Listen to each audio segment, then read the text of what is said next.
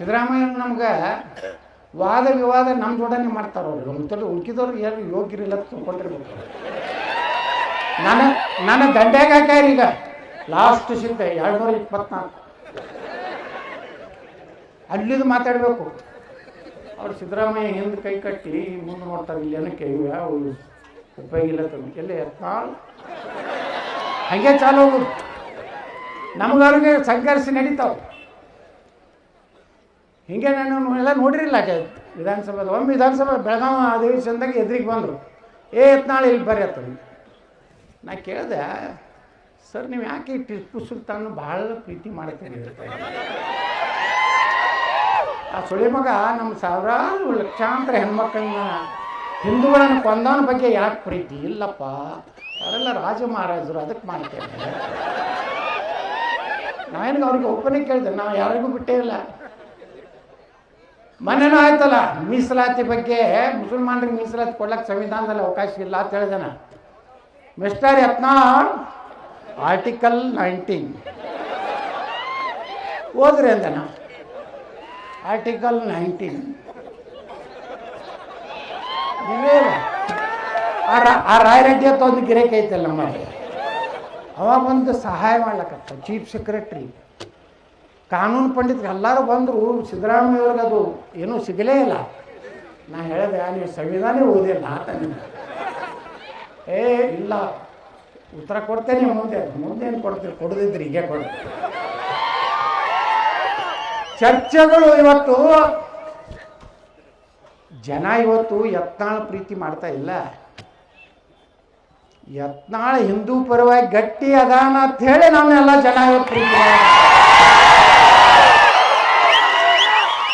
ನಾ double game ಆಡುದಿಲ್ಲ ಅಂತ ಹೇಳಿ. ನೀವು ಬೇಕಾದ ಮೈಸೂರಿಗೆ ಹೋದ್ರೂ ಮಂದಿ ಕೊಡ್ತಾರೆ. ಮದ್ದೂರು, ಮಂಡ್ಯ, ಕುಮಾರಸ್ವಾಮಿ, ದೇವೇಗೌಡರು, ಡಿ ಕೆ ಶಿವಕುಮಾರ್, ಭದ್ರಕೋಟೆ ಒಳಗೆ ಹೋದ್ರೆ 20,000 ಮಂದಿ ಕೊಡ್ತಾರೆ. ಮೊನ್ನೆ ಬೊಮ್ಮಾಯಿ ಅವ್ರು ಇದಕ್ಕೆ ಬಂದಿದ್ರು, ನಮ್ಮ ಕುಮಾರಸ್ವಾಮಿ ಅವರು, ಅವ್ರ ಮಗಳ ಎಂಗೇಜ್ಮೆಂಟ್. ನಾನು ಹೋದೆ, ಎದುರಿಗೆ ಬಂದರು, ಮಾತಾಡಿದ್ವಿ, ಹೋಗಿ ಒಂದು ಮೂಲ್ಯಾಗ ನಿಂತೀವಿ. ಬ್ರದರ್, ನೀವು ಮದ್ದೂರು ಮಂಡ್ಯ ಯಾಕೆ ಬರ್ತಾ ಇದ್ದೀವಿ? ಏನಿಲ್ಲ ಅಣ್ಣ, ಅವ್ರು ಜನ ಕರೆಸ್ತಾ ಇದ್ವಿ. ಇಲ್ಲ ಬ್ರದರ್, ನಮ್ಮ ಒಕ್ಕಲಿಗರು ಬರೀ ನಮ್ಮ ಎಟ್ಟೆ ನಾಯಕ ತಿಳ್ಕೊಂಡಾರ. ಈಗ ನೀವೊಬ್ಬ ನಮ್ಮ ಕಡೆ ಬಂದು ನಮ್ಮ ಹುಡುಗರು ತಲೆ ಕೆಡಿಸಿದ್ಯಾ? ನಾ ಕೆಡಿಸಿಲ್ಲ ಕುಮಾರಣ್ಣ, ಎಲ್ಲರಿಗೂ ಗೊತ್ತಾಗ್ಬಿಟ್ಟೈತಿ. ಇವರೆಲ್ಲರೂ ಕಂಪ್ನಿ, ನಾಟಕ ಕಂಪ್ನಿ ಅದ. ಒಬ್ಬ ಗಟ್ಟಿ ಮಾತಾಡೋದನ, ಅದಕ್ಕೆ ನಾವು ಯತ್ನಾಳನ್ನು ನೋಡ ಇದು ಇವತ್ತೇಳಿ ಇವತ್ತು ಅವು ನಮ್ಮವರೊಬ್ರು SP ಅದಾರ ಮಂಡ್ಯದ. ಬಾಲದಂಡಿ ಅಲ್ಲ, ಬಾಲದಂಡಿ ಅಂತ SP ಅದಾರ. ಅವರು ಮಂಡ್ಯ ಹಾಕಿದ್ರು. ನಾ ಮದ್ದೂರ್ಕ ಹಿಂದಿನ ದಿವಸ ಎಲ್ಲ ಎಲ್ಲ ನಾಯಕರು ಹೋಗಿ ಬಂದಿದ್ರು. ಅವ್ರಿಗೆ ಏನು ಅನಿಸಿತ್ತು, ನೀನೇನೆ ಎಲ್ಲ ದೊಡ್ಡ ದೊಡ್ಡ ನಾಯಕರು ಬಂದು ಹೋಗ್ಯಾರ, ಭಾಳ 400-500 ಮಂದಿ ಕೊಡ್ತಾರೆ. ಯತ್ನಾಳಿಗೆ ಯಾರು ಮಂಡ್ಯದಾಗ ಕೇಳ್ತಾರೆ? ಹಳ್ಳಿ ನಾಯಿ ಅಂತ ಇರ್ತದೆ. 4ಕ್ಕೆ ಬರ್ತೀನಿ ಅಂತ ಹೇಳಿ ನಾ ಮದ್ದೂರ್ಗೆ ಹೇಳಿ ಹೊಂಟೆ ಬೆಂಗಳೂರಿನಿಂದ. ಎಲ್ಲಿಯೂ ಮೋಟ್ರ್ ಸೈಕಲ್ ಬಂದು, ಎಲ್ಲಿಯೂ ಕಾರ್ ಬಂದು, ಎಲ್ಲೂ ದೊಡ್ಡ ದೊಡ್ಡ ಹಾರು ಬಂದು 25,000 ಮಂದಿ ಕೊಡ್ತು ಮದ್ದೂರ. ನಾವೇನು ₹1 ಯಾರಿಗೂ ರೊಕ್ಕ ಕೊಟ್ಟಿಲ್ಲ, ಜೀಪ್ ಮಾಡಿಲ್ಲ, ದಾರು ಕೂಡಿಸಿಲ್ಲ, ದಾಬಾ ಕರ್ಕೊಂಡು ಹೋಗಿಲ್ಲ. ನಮ್ಮ SP ಅವ್ರು ಹೇಳಿದ್ರು, ನಾ ಕಾರ್ಯಕ್ರಮ ಮುಗಿಸಿ ನಾನು ಗಾಡಿಯಾಗ ಕೂತೆ, ಕಿಟಕಿ ಬಡಿದ್ರು ನಂದು. ಏನು ಸರ್ ಆರಾಮದಿರಲಿಲ್ಲ ಅಂತ ಕೇಳಿದೆ. ಯಾಕಂದ್ರೆ ನನ್ನೇ ಅರೆಸ್ಟ್ ಮಾಡಿದ್ರು ಅವರು. ಹಿಂದ ಕೋಲ್ಹಾಪುರದಿಂದ ಹಿಡ್ಕೊಂಡು ಬಂದಿದ್ರು. ಒಳ್ಳೆ ಅಧಿಕಾರಿ ಪಾಪ. ಅವ್ರು ಹೇಳಿದ್ರು, ಸರ್ ನಾನು ಒಂದು 400-500 ಜನ ಸೇರ್ತಾರೆ ತಿಳ್ಕೊಂಡಿದ್ದೆ. ಸಂಜೆ ಮುಂದೆ ಇದು ವಾತಾವರಣ ಗುರುತಾಗಿ ಮೈಸೂರಿನಿಂದ ಫೋರ್ಸು, ಬೆಂಗಳೂರಿನಿಂದ ಎಲ್ಲ ತಂದು ಇಡೀ ಫೋರ್ಸ್ ಹಾಕ್ಬೇಕಾಯ್ತು ಸರ್. ಇದೇನು ನಿಮ್ಮದು ಪಾಪ್ಯುಲಾರಿಟಿ ಈ ಕಡೆ ಸಿದ್ದು ಬೆಳೀತಲ್ರಿ, ಇಲ್ಲರಿ ಮುಂದೆ ನಾನೇ ಆಗೋದಿಲ್ಲ ಅಂತ ಹೇಳಿದೆ. ಯಾಕಿಂದ್ರೆ ಹೇಳ್ತೀನಿ ಅಂದರೆ, ಈ ನೋಡ್ರಿ ಇವತ್ತು ಛತ್ರಪತಿ ಶಿವಾಜಿ ಮಹಾರಾಜರ ಮೆರವಣಿಗೆ ಮ್ಯಾಗ ಚಪ್ಪಲಿ ಒಗಿತಾರೆ, ಕಲ್ಲು ಒಗಿತಾರೆ ಅಂದ್ರೆ ಈ ಮಕ್ಕಳಿಗೆ ಸೊಕ್ಕ ತಿಂಡಿ ಎಟ್ಟಾಗಿದೆ ಹೇಳ್ತಾ ಇರ್ತವ್ರು. ಬಾಗಲಕೋಟ್ನಾಗ ನಮ್ಮನ್ನ 10 ಮಂದಿನ ಹಿಡಿದ್ರೆ ಹಿಂದೂಗಳನ್ನ 10 ಮಂದಿನ ಹಿಡಿಬೇಕೈತಿ. ಅದಕ್ಕೆ ಹಿಡಿಬೇಕು 10 ಮಂದಿಗೆ 10 ಮಂದಿ ಇವ್ರು ಈಕ್ವಲ್ ಮಾಡೋರು ಪೊಲೀಸರು. ಇವ್ರನ್ನ ಹತ್ತತ್ತ, ಇವ್ರನ್ನ ಹತ್ತತ್ತ. ಈ ಕಡೆ ದೋನ್ಸೆ ಹಿಡಿದ್ರೆ ಆ ಕಡೆ ದೋನ್ಸೆ ಹಿಡಿಬೇಕತ್ತ. ಕಲ್ಲು ಹೋಗೋದಾರ ಯಾರಪ್ಪ ಬಾಗಲಕೋಟ್ನಾಗ? ಚಪ್ಪಲಿ ಹೋಗೋದಾರ ಯಾರು? ಆ ಮಕ್ಕಳು ಮಸೂದಾಗ ದೋನ್ಸೆ ಮಂದಿ ಕೂಡಿದಾರಲ್ಲ ಅವ್ರನ್ನ ಒದ್ದು ತಂದು ಒಳಗೆ ಹಾಕ್ಬೇಕು. ಇನ್ನು ನಮ್ಮವ್ನ ಅರೆಸ್ಟ್ ಮಾಡ್ಲಿಕ್ಕೆ ಅಡ್ಡಾಡಕತ್ತಾರೆ. ನಾ ಎಸ್ ಪಿ ಕೇಳಿದೆ, ನೀನು ಏನಿದು ನಾಟಕ ಅತ್ತನ ಎಷ್ಟು ದಿವ್ಸ ಮಾಡೋರು ಓದ್ ಕೇಳಿದೆ. ನಾ ಹಿಂಗೆ ನೀವು ಹಿಂಗೆ ತಿಮ್ಮಾಪುರ ಹೇಳ್ಯಾನ, ನಮಗೇನು ಗೊತ್ತಿಲ್ಲಾರಂತ ಗೃಹ ಮಂತ್ರಿ ಹೇಳ್ಯಾನ. ಅವ್ರು ಕೇಳ್ರಿ ನಮ್ಮ ಗೃಹ ಮಂತ್ರಿಗಳಿಗೆ, ಬಾಗಲಕೋಟೆಯಲ್ಲಿ ಗಲಾಟೆ ಆಗಿದೆ ಗೊತ್ತಿಲ್ಲ, ತುಮಕೂರಿನಲ್ಲಿ ಹೊಡೆದಾಟ ಆಗಿದೆ ಗೊತ್ತಿಲ್ಲ, ಗಾಂಜಾ ಅಫೀಮ್ ಹಿಡಿದಾರೆ ಮೈಸೂರಿನಲ್ಲಿ ಗೊತ್ತಿಲ್ಲ. ತಿಳ್ಕೊಂಡು ನಾ ಹೇಳ್ತೀನಿ, ಇದು ಗೃಹ ಮಂತ್ರಿ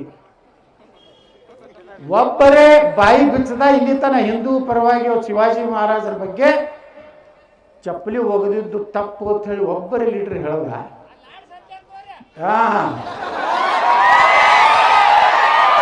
ಅವ ಏನ್ ಹೇಳೋದು ಗೊತ್ತಂತ ನಾ ತಿಂಡಿ ಸಂತೋಷ ಲಾಡವರು ಛತ್ರಪತಿ ಶಿವಾಜಿ ಮಹಾರಾಜರಿಗೆ ಅಫ್ಜಲ್ ಖಾನನ್ನ ಹೆಂಗೆ ಹಿಡಿಬೇಕಂತ ಹೇಳಿ ಒಬ್ಬ ಮುಸ್ಲಿಂ ಗೈಡ್ ಮಾಡಿದಂತ. ಎಟ್ರ ನಾಚಿಕೆ ಮಾನ ಬಿಟ್ಟು ಅವತ್ತ ಮರಾಠ ಸಮಾಜದವರು ಆರತಿ ಬೆಳೆದ್ರು ಅವನಿಗೆ, ತಲೆಗಿಳಿ ಅಂದ್ರು. ನಮ್ಮ ಸಮಾಜ ಮರ್ಯಾದೆ ಕೆಳಗಿಳಿದಿ. ಎಲ್ಲಿ ಶಿವಾಜಿ ಮಹಾರಾಜರಿಗೆ ಅಫ್ಜಲ್ ಖಾನ್ ಹೊಡಿಬೇಕಾದ್ರೆ ಅವ್ರ ಸೈನ್ಯದಲ್ಲಿ ಯಾವುದೋ ಹೆಸರು ಹೇಳ್ಬಿಡ್ತಾರೆ. ಮೈಬೂಬ್ ಸಾಹೇಬ್ರು ಹೇಳ್ತಾರೆ, ಗೈಬೂಬ್ ಸಾಹೇಬ್. ಅವ ಹೇಳತ್ತ ಶಿವಾಜಿ ಮಹಾರಾಜರು ಹಿಂಗೆ ಚುಚ್ಚಿದ್ರ. ಇವ್ರಿಗೇನು ಸ್ವಾಭಿಮಾನೇ ಬಿಟ್ಬಿಟ್ಟಾವ ಇವ್ರು ರಾಜಕಾರಣಿಗಳು. ನಾನು ವಿಧಾನಸಭಾದಾಗ ನೋಡ್ತೀನಿ ಏನೇನು ಮಾತಾಡ್ತಾರೋ ಏನು, ಯಾರೂ ಹಿಂದೂ ಪರವಾಗಿ ಮಾತಾಡಿದ್ರು. ಈಗ ನನಗೂ ಯಾರೂ ವಿಧಾನಸಭೆ ಒಳಗೆ ನಾ ಈ ಕಡೆಯವ್ರಿಗೂ ಬೈತಿರ್ತೀನಿ, ಬಿ ಜೆ ಪಿ ಅವರಿಗೆ, ಯಾಕೆ ಸುಮ್ಮ ಕೂತಿರೋ ಹೆಗ್ನು ಕೂತಂಗೆ ಮಾಡ್ಬೋದು, ಮಾತಾಡೋದಿಲ್ಲ, ಬೇರೆ ಮಾತಾಡೋದಪ್ಪ. ಯಾಕಂದ್ರೆ ಧರ್ಮದ ವಿಚಾರ ಬಂದಾಗ ನಾವು ಯಾರಿಗೆ ಎಷ್ಟು ಕೇಸ್ ಹಾಕ್ತಾರೆ ಹಾಕ್ಲಿರಿ, ನೀವು ಎಷ್ಟು ಹಾಕೋರು ಇದ್ರೆ ಹಾಕ್ರಿ. 2028 ನಮ್ಮ ಸರ್ಕಾರ ಬರೋದು ಮೊದಲೇ ಕ್ಯಾಬಿನೆಟ್ನಾಗ ಎಲ್ಲ ಹಿಂದೂಗಳ ಮೇಲಿನ ಕೇಸನ್ನು ವಾಪಸ್ ತೆಗೆದುಕೊಳ್ಳುವ ನಿರ್ಣಯ ಫಸ್ಟ್. ಯಾರ ಹಿಂದೂಗಳ ಕಾರ್ಯಕರ್ತರ ಹತ್ಯೆ ಆಗಿದೆಲ್ಲ ಅವ್ರ ಮನೆಗೆ 25 ಲಕ್ಷ ರೂಪಾಯಿ. ಮೂರನೇದು, ಗಣಪತಿ ಮತ್ತು ಹಿಂದೂ ದೇವಸ್ಥಾನಗಳ ಮೇಲೆ ಯಾರ್ಯಾರು ಕಲ್ಲು ಇಲ್ಲಿವರೆಗೆ ಯಾವ್ಯಾವ ಮಸೂತಿಯಿಂದ ಬಿದ್ದಾವು ಅವೆಲ್ಲ ಲೆಕ್ಕ ತಗೋದು. ಅವು ಮುನ್ಸಿಪಾಲ್ಟಿ ಗ್ರಾಮ ಪಂಚಾಯತಿ ಪರ್ಮಿಷನ್ ಅದಾವೋ ಇಲ್ಲೋ, ಟ್ಯಾಕ್ಸ್ ತುಂಬ್ಯಾರೋ ಇಲ್ಲೋ, ನೀರಿನ ಕರ ತುಂಬ್ಯಾರೋ ಇಲ್ಲೋ, ತುಂಬಿಲ್ಲ ಅಂದ್ರೆ JCB. 2028 ತನ ನೀವು ಯಾರ್ಯಾರು ಕೇಸ್ ಹಾಕೋರನ್ನ ಹಾಕ್ಸ್ರಿ. 28ಕ್ಕೆ ನೀವು ಅವ್ರು ಯಾರು ಬಂದು ಹತ್ತಿರಲ್ಲ ಅವ್ರ ಜೋಡ ನೀವು JCB ಒಳಗೆ ಹೋಗ್ಬೇಕಾಗ್ತದೆ. ನಡೆಯೋದಿಲ್ಲ. ಈಗ ಈ ಆಡಳಿತ ಬರಲಿಲ್ಲ ಅಂದ್ರೆ ಇನ್ನು ಹಿಂದೂಗಳು ಬಾಂಗ್ಲಾದೇಶಿಯರು ಎಷ್ಟು ಮಂದಿ ಅದಾರ ಇವತ್ತು ಬೆಂಗಳೂರಿನಾಗ. ರೋಹಿಂಗ್ಯಾಗಳು ಒಂದು ಕೆಟ್ಟ ಖತರ್ನಾಕ್ ನೀಚ ಜಾತಿ ರೋಹಿಂಗ್ಯಾ ತೊಂದೈತಿ. ಬರ್ಮಾದಲ್ಲಿ ಒಬ್ಬ ಬೌದ್ಧ ಭಿಕ್ಷುಕ ಅವ್ರನ್ನೆಲ್ಲ ದೇಶದಿಂದ ಹೊರಗಾಕದ. ಒಬ್ಬ ಭಿಕ್ಷುಕ ಮನಸ್ಸು ಮಾಡಿದ್ರೆ ಅವ್ರು ಎಲ್ಲ ನೋಡಿ ಇವತ್ತ ಪಶ್ಚಿಮ ಬಂಗಾಳದಲ್ಲಿ ಒಳಗೆ ಬಂದಾರ, ಕಾಶ್ಮೀರ್ನಾಗ ಸೇರ್ಯಾರ. ಬೆಂಗಳೂರಿನಾಗನೇ 4 ರಿಂದ 5 ಲಕ್ಷ ಜನ. ಮೊನ್ನೆ ಪೊಲೀಸ್ ನನಗೆ ಕೊಟ್ಟಂಥ ಮಾಹಿತಿ, ಒಬ್ಬ ಆಫೀಸರ್ ಹೇಳ್ತಾರೆ 4-5 ಲಕ್ಷ ಜನ ಅದಾರಿ, ಸುಮ್ಮನೆ ನಾವು ಫೇಕ್ ವಿಧಾನಸಭೆಗೆ ಸಂಖ್ಯೆ ಕೊಡ್ತೀವಿ ಅಂತ. ನೀವು ಜಾಗೃತಿ ಆಗದಿದ್ದರೆ, ಹಿಂದೂಗಳು ಒಂದಾಗದಿದ್ದರೆ, ನಾವು ಬಾಂಗ್ಲಾದೇಶನ ರೋಹಿಂಗ್ಯಾಗಳನ್ನ ಈ ದೇಶದಿಂದ ಒದ್ದು ಹೊರಗೆ ಹಾಕಲಿಲ್ಲ ಅಂದರೆ ನಾವು ಹಿಂದೂಗಳು ಜೀವನ ಮಾಡಲಿಕ್ಕಾಗೋದಿಲ್ಲ. ಅವರು ದೇಶದ್ರೋಹಿ ನೋಡ್ರಿ. ಇವತ್ತೇ ಒಂದು ಪತ್ರಿಕೆ ಒಳಗೆ ಬಂದದ, ಏನು ಹೊರಗಿಂದ ಬಂದಾರಲ್ಲ ಈಗ ಮತ್ತೆ ಭಯೋತ್ಪಾದನೆ ಈ ರಾಜ್ಯದಲ್ಲಿ ದೇಶದಲ್ಲಿ ಪ್ರಾರಂಭ ಮಾಡ್ಲಕತ್ತಾರೆ. ಅದಕ್ಕೆ ಹಿಂದೂ ಸಮಾವೇಶ ಇವತ್ತು ದೇಶದಲ್ಲಿ ಯಾಕೆ ಆಗ್ತಾ ಇದೆ ಅಂದ್ರೆ ನಾವೆಲ್ಲ ಇಲ್ಲಿ ಜಾತಿ ಬಿಡಬೇಕು. ಜಾತಿ ಮತ ನಮ್ಮ ಮನ್ಯಾಗ ಆಪರೇಷನ್ ಸಿಂಧೂರ್ ಆಯ್ತಲ್ಲ, ಎಲ್ಲಿ ಪಹಲ್ಗಾಂವ್ದಲ್ಲಿ, ಪಹಲ್ಗಾಂವ್ ಅಲ್ಲಿ ಏನು ಕೇಳಿದ್ರಿ ಶ್ರೀಕಾಂತ್ಜಿ? ನಿನ್ನ ಜಾತಿ ಕೇಳಿದ್ರು ನಿಂದು ಪ್ಯಾಂಟ್ ಉಚ್ಚಿ ತೆಗೆದು ನೋಡೋದು. ಹೌದಾ? ಇದು ಸತ್ಯ. ಪಾಪ ಹೆಣ್ಮಕ್ಳು ಕುಂಕುಮ ನೋಡೋದು. ಅಲ್ಲೇನಾರ ಪಂಚಮ ಸಾಲ ಅನ್ನೋದು ಕೇಳಿದ್ರ, ನೀನು ಕುರುಬ್ರ ಅಂತ ಕೇಳಿದ್ರ, ನೀ ಎಸ್ ಸಿ ಇದೆ ಅಂತ ಕೇಳಿದ್ರ. ನಿನ್ನೆ ಮಹಾರಾಷ್ಟ್ರದಾಗ ಮುನ್ಸಿಪಾಲ್ಟಿ ಇಲೆಕ್ಷನ್ ಆಗಿತ್ತು. ಒಂದು ಮುನ್ಸಿಪಾಲ್ಟಿ ಒಳಗೆ ಇಸ್ಲಾಂ ಪಾರ್ಟಿ ಅಂತೇಳಿ AIM ಪಾರ್ಟಿ ಮೆಜಾರಿಟಿ ಬಂದದ. ಆಕೆ ಮೇಯರ್ನ ಹಿಂದೆ ಫೋಟೋ ಯಾವ ಇರಬೇಕು? ಬಾಬಾ ಸಾಹೇಬ್ ಅಂಬೇಡ್ಕರ್ ಅವ್ರ ಫೋಟೋ ಇರಬೇಕಿಲ್ಲ, ಅದರ ಗಾಂಧೀದು ಇರಬೇಕಿಲ್ಲ, ಯಾರ್ದೈತಿ ಗೊತ್ತಾ? ಹಂಗಾದ್ರೆ ದಲಿತರು ನೀಮ ಭೀಮ ಬಾಯಿ ಬಾಯಿ. ನೀಮ ಅಂದ್ರೆ ಅವರು ಸಾಬ್ರು, ಭೀಮ್ ಅಂದ್ರೆ ನಮ್ಮವರು. ಬಾಯಿ ಬಾಯಿ ಮಾಡಿ ದೇಶವನ್ನು. ಅದಕ್ಕೆ ಅಂಬೇಡ್ಕರು ಯಾಕೆ ಇವತ್ತು ಪ್ರಸ್ತುತ ಅದಾರಂದ್ರೆ, ಅವ್ರು ಅವಾಗೇ 44ರಾಗೆ ಅವ್ರ ಇತಿಹಾಸ ಓದಿಬಿಟ್ಟಾರೆ. ಅಂಬೇಡ್ಕರ್ಗೆ ಎಂಥ ಒಂದು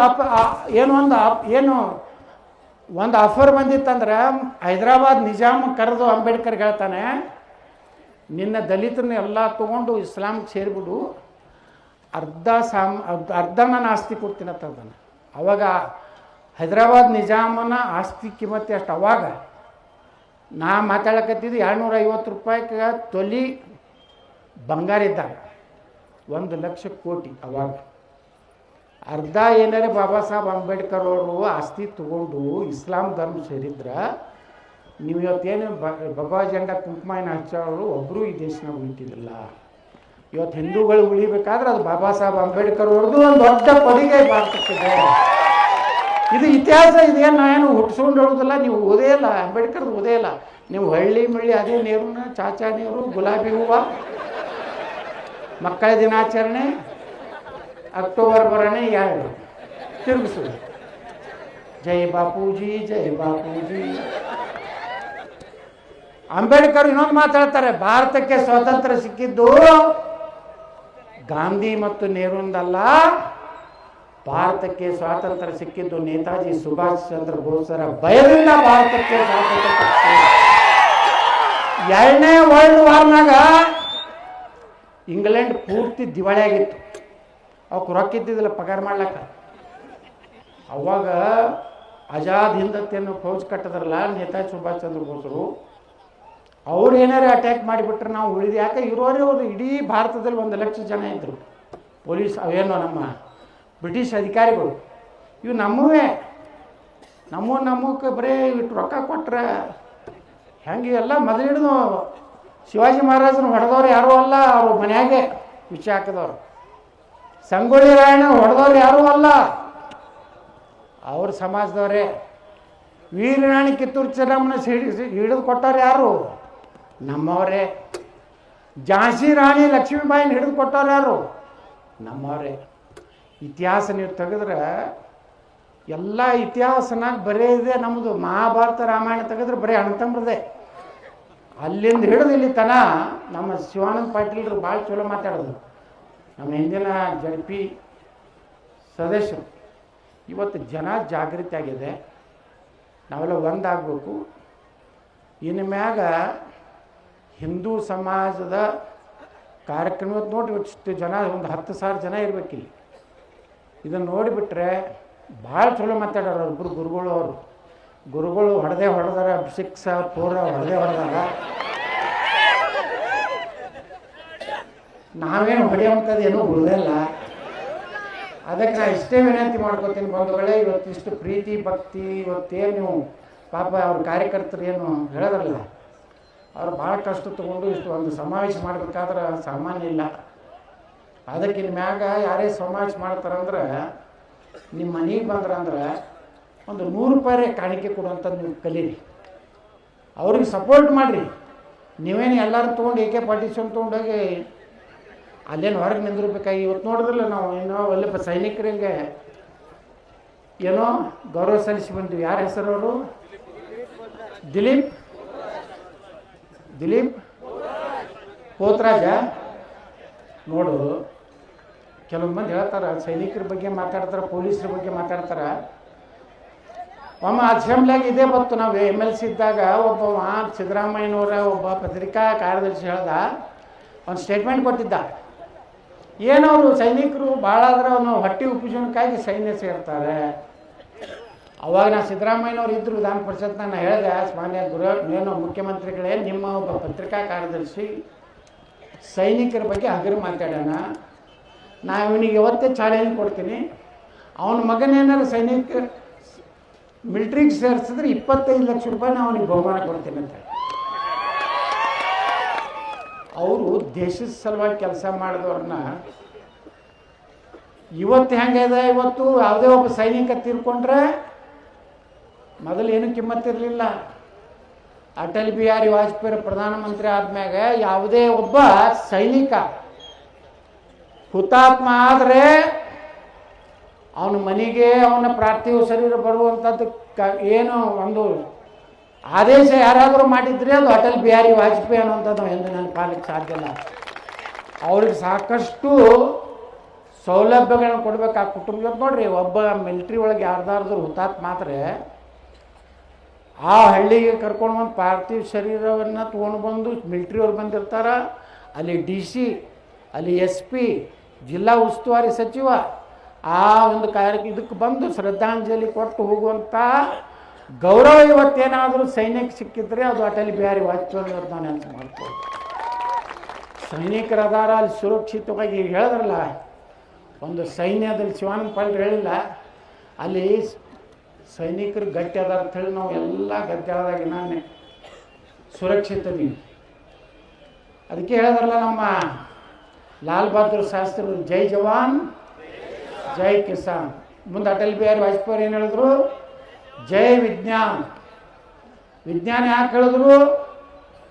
APJ ಕಲಾಂ ನೇತೃತ್ವದಲ್ಲಿ ಜಗತ್ತಿನಲ್ಲಿ ಅಣು ಬಾಂಬನ್ನು ಪ್ರಯೋಗ ಮಾಡೋದ್ರ ಮೂಲಕ ಭಾರತ 6ನೇ ನಂಬರ್ಗೆ ಬರುವಂಥ ಶಕ್ತಿ ಬಂದ ಮೇಲೇ ಎಲ್ಲ ಮಕ್ಕಳು ಅಂಜಲಕತ್ತಾರೆ. ನಮಗೆ ಪಾಕಿಸ್ತಾನ ದಿನ ಹಾರಾಡ್ತಿತ್ತು. ನಮ್ಮ ಸೈನಿಕರನ್ನ ಯಾವ ರೀತಿ ಹೊಡಿತಿದ್ರು ನೋಡ್ತಿದ್ರಲ್ಲ, ಅವರ ಶಿರಚ್ಛೇದ ಮಾಡಿ ಚೀಲದಾಗ ಹಾಕಿ ಭಾರತಕ್ಕೆ ಚಾಲೆಂಜ್ ಮಾಡ್ತಿದ್ರು. ಈಗ ಒಬ್ಬ ಮಿಲಿಟ್ರಿ ಅವ್ರದ್ದು ಎಲ್ಲರೂ ಹೊಡೆದಿದ್ದು ಸುದ್ದಿ ಕೇಳಿರಿ. ಒಬ್ಬರಿಗೆ ಕಲ್ಲು ಹೋಗಿತ್ತ ನಮ್ಮ ಮಗ ಅಲ್ಲಿ ಕಾಶ್ಮೀರ್ನಾಗ. ಮೊದಲು 500 ರೂಪಾಯಿ ತೊಗೊಂಡು ಕಲ್ಲು ಹೋಗಿತ್ತು. ಮಿಲಿಟ್ರಿ ಅವ್ರ ಕೈಗೆ AK-47 ಇರ್ತಿತ್ತು. ಮನಮೋಹನ್ ಸಿಂಗ್ನಂಥ ಅತ್ಯಂತ ದರಿದ್ರ ಅಯೋಗ್ಯ ಒಂದು ಗೊಂಬೆ ಅದು. ಹಿಂಗೆ ಸೋನಿಯಾ ಗಾಂಧಿ ಬಂದ್ರೆ ಹಿಂಗೆ ಇಟ್ಟೆ ಇಂಥ ಗಿರಾಕಿಗಳನ್ನೇ ಮಾಡ್ಕೊಂಡು ಕೊಂಡಿರ್ತಾರ ಅವ್ರು. ಇವತ್ತು ಹೆಂಗಿದೆ ಭಾರತದ ಪರಿಸ್ಥಿತಿ? ಟ್ರಂಪ್ನು ಜಿಗಿದಾಡಿದ್ರು ಏನು ನಮ್ಮ ಮಾಡೋದಾಗಲಿಲ್ಲ. ತಾನೇ ಟ್ಯಾಕ್ಸ್ ಕಡಿಮೆ ಮಾಡಬೇಕಾಗಿತ್ತು. ಯಾಕೆ ಹಾಗಾಡ್ತಿದ್ದ? ಚೀನಾನು ಏನು ಮಾಡೋದಾಗಲಾಗಿದೆ. ಯಾಕಪ್ಪ ಅಂದ್ರೆ ಈ ದೇಶದ ಮತದಾರರು ನೀವು ಒಬ್ಬ ಸಮರ್ಥ ನಾಯಕನ ಕೈಯಾಗ ಭಾರತ ಕೊಟ್ಟಿರಿ. ಇವ್ರು ಚಲೋ ಏನ ಮೋದಿಯವರು ಮುಂದೆ ಬರೋರು ಭಾಳ ಡೇಂಜರ್ ಅದಾರ. 2000 ಯಾರು ಗೊತ್ತಾಯ್ತಲ್ಲ, ಅವ್ರು ಬಂದ್ರಂತರು ಮತ್ತೆ ಬುಲ್ಡೋಜರೇ. ಹಂಗೆ 2028 ಚೇಂಜ್ ಆಗಬೇಕು ಬೇಡ? ಆಗಬೇಕಂದ್ರೆ ಕರ್ನಾಟಕದಲ್ಲಿ ಹಿಂದೂಗಳು ಸುರಕ್ಷಿತ ಆಗಿರ್ಬೇಕು. ನಮ್ಮ ಪೊಲೀಸರು, ನಾವು ಸಡ್ಲಿ ಬಿಡೋದಿಲ್ಲ ಪೊಲೀಸರಿಗೆ. ಫುಲ್ ಅವರಿಗೆ ಮೊದಲು ಅವ್ರ ಏನು ನೇಮಕಾತಿ ಮೊದಲು ಮಾಡ್ತೀನಿ ಬಂದ ಕೂಡಲೇ ಎಲ್ಲರಿಗೆ AK-47 ಎಲ್ಲ ಹೊಸ ಗಾಡಿಗಳು. ಯಾವ ಪಾಕಿಸ್ತಾನ್ ಜಿ ಅನ್ನೋದ್ರ ಡಮ್. ಇನ್ನ